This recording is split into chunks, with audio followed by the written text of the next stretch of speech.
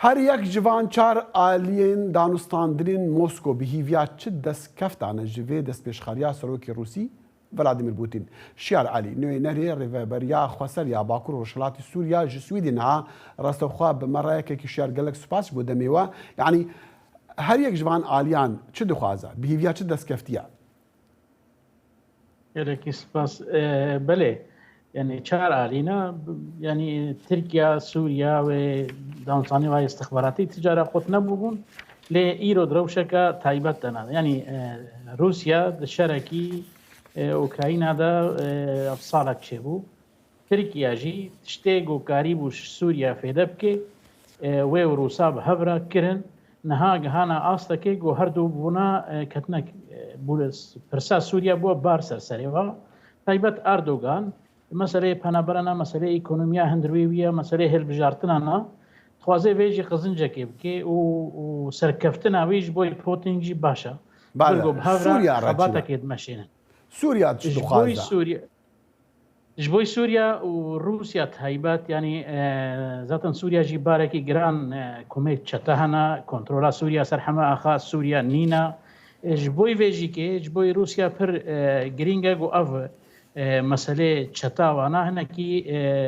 چارەسەریک جێوەری داین لیا هەی گرنگ پرسا کوردا پرسا باکوور و ڕۆژهەڵاتی سووریا تێدا ترکیا هەمە هەوڵدان دانگۆ کاربێ وێ تەنە بکێ لێ گها ئاستەکی و نکارێ دەریل پر هەمە هاتنەگرتن نەمەکارێ بازاراجی بکێ و کاربێ بێجێزێ بەشێک ئیدلب دم هەمبەری بەشێک ژێ ڕۆژهەڵات باکوور و ڕۆژهەڵاتی سووری روسيا بقبولنا كي تايبت بر ايران جي هاي ليستقبانا كي بيرينغ شما ايران ديوان جوينان دا شما هاي يعني شما ايران وي باش داربه واگر باش داربو اوي تشجوي قازانج بكا يعني هبونا ايران دواج فينا دا ذاتا ليستقبانا هر بهيز ايرو سر عرضه لسوريا ايران تخوازه سوريا جي افچل صالي لور هي تخوازه بردوام كي بشك جي وك عراق وك لبنان وی دریه سپی شخورا بکارورینه نزیگونا اسرائیل بکه دویدا هی لیستگوانه گو حمد تشت ایرو دستیوی دنال سر عرده جوات و همه ایران جی سرویت ترسه ایران نخوازه ترکیه و روسیا تنه بازار بکن و اوش درب بمینه لویدره جی وزنکوی گرینگ ده هرم گشتی ده هیو تایبت سوریا كاكشيار ماده داخوانيا وزارة برلمانيا تركيا دا قلتنك هاتيا دي بيجاكو دي هر آلي ريزي لسروريا عردي سوريا بقرام زانن چندين ولا چندين هز سوريا دانا لي تركيا بترجهر يعني هبونا تركيا لور بترجهر لعنكي دي ديارة وكاريجرة يعني تفي داخواني چا دخواندي بله سوريا جي كيويت خيهن جت يعني ناخذ بكي دستك كولو زلال وشكرا دستي اردوغان دا سروريا سوريا هر کس سوري تخوازي سوريا يك بمنه لايغو لور بهزي خوي عسكري بچت خو تركيا ايغو بشكي مازن سوريا دا گركريا تيدا بو يعني پرزگريكا هاي مازن جبوي چارەسەریە سوريا يا سياسي أبجي كي نها أردوغان بوا بار يعني خوازي هم هندروي خوا وبربه البجارتنا بجي كي تشي خوازي في بكار وريني حتى هاجي سوريا أو